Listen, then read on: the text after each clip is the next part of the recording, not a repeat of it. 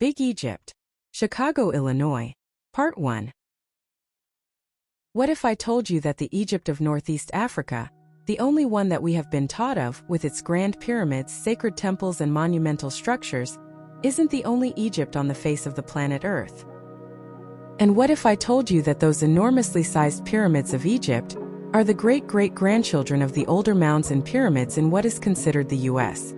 An educated guess suggests that you probably say phooey. There's no way in the heavens that this could be true. First of all, there's only one Egypt, and that's in Africa. Secondly, the Great Step Pyramid of Djoser is around 4,500 to 5,000 years old, and there are no other known pyramids whose ages exceeds those numbers. This includes the up to 30 pyramids in Mexico, and the ones that were discovered in Peru. So where then might these notions possibly arise, when historians, scientists, and archaeologists alike have already set the bar that will dismiss these aforementioned statements as bogus and incorrect? Well, my dear listeners, I advise you to fasten your seatbelts, for we are now about to take that inevitable ride into the hidden history of the location on Turtle Island that was the icon, foundation, and model which set the trends that influenced the entire world by leading by example. This history has been deliberately severed from the worldwide curriculums that have been designed to keep each and every human being in the dark. But more so, the rightful heirs to this land, who are as organic to this entire planet as are the trees which are firmly planted in the soils of which they themselves have sprang forth from. Chicago, Illinois. 41 degrees at 51 degrees 0 north. 87 degrees at 39 degrees of 0 west. 41.85 degrees latitude at minus 87.65 degrees longitude. So what's so special about America's third largest city, that's so well known for its criminal enterprises of the 1920s, featuring infamous gangsters such as Al Capone? Its amazingly delicious Chicago-style deep dish pizza, the Chicago-style hot dog, and its ongoing gang violence in its Black and Latino communities. Can't forget its brutal winters, which does not extend mercy to the faint, nor to the lion-hearted. In other words, its freezing temperatures, which has the tendency to reach far below 0 degrees Celsius, compiled with the gusty winds blowing from Lake Michigan, is well respected by all, which native Chicagoans have fearfully named the Hawk. Aside from these notated associations, there's definitely something much more to this city than meets the naked eye, of which is the premise of this video. So without further ado, let's get to the meat and potatoes of this discussion. Approximately 100 years ago, it was said that a man by the name of Prophet Noble Drew Ali, who was the founder of the Moorish Science Temple of America, took a few of his followers to a location in Chicago, where he said that a Moabite queen by the name of Queen Neitha ruled from. At that moment, he told them that this queen waged war against 5 pharaohs right here in Chicago, and it is said that he then dug down into the ground and pulled up a metal bar with foreign writing on it. This metal bar was the supreme... Now wait a minute.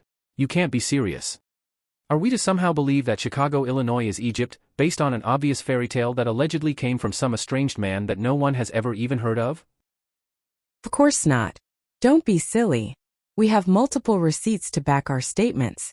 And furthermore, it is our intention to provide you with these. Breaking news, sunken slave ship just discovered in the Antarctic.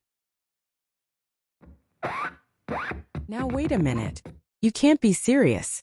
Are we to somehow believe that each and every one of our ancestors came here by way of slave ships based on a few paintings and sketches that have been provided by exactly who? Again? In light of the fact that over the years countless artifacts have been unearthed which displays our physical features and characteristics to a T, which undoubtedly proves our existence on this land for eons, there are numerous photographs of ships bringing thousands of European immigrants to these shores. And those photographs were taken by an actual camera. Are we to somehow believe that no one considered taking at least one photo of at least one of the slave ships, out of the 35 to 40,000 that we have been told transported approximately 12 million Africans in shackles and chains, in the course of a 350-year expedition? Or perhaps the camera jammed when it was time to do so.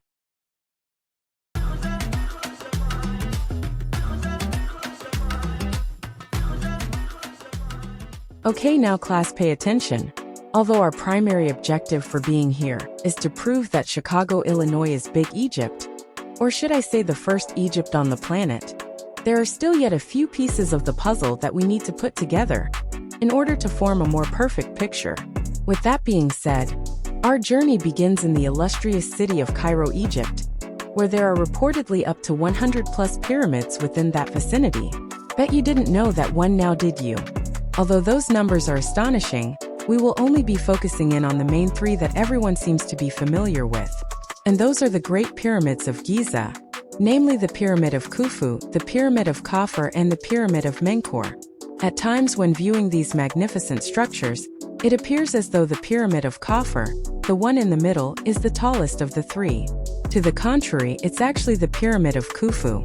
The Khufu stands at a whopping 481.4 feet, with a width of 755.75 feet at its base. Next are the measurements of the Pyramid of Khafre, the second largest of the three.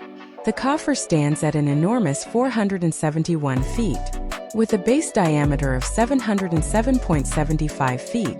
Last but not least is the Pyramid of Menkaure, of course the smallest of the three. This one stands at 213 feet, and its base measurements are 335 by 343 feet. Now when viewing these pyramids from an acute angle, which is less than 90 degrees, but more than 0 degrees, the two smaller pyramids seem to merge into the larger pyramid. At that point they all seem to form one pyramid. In the world of geometry, this is what is considered as a nested triangle.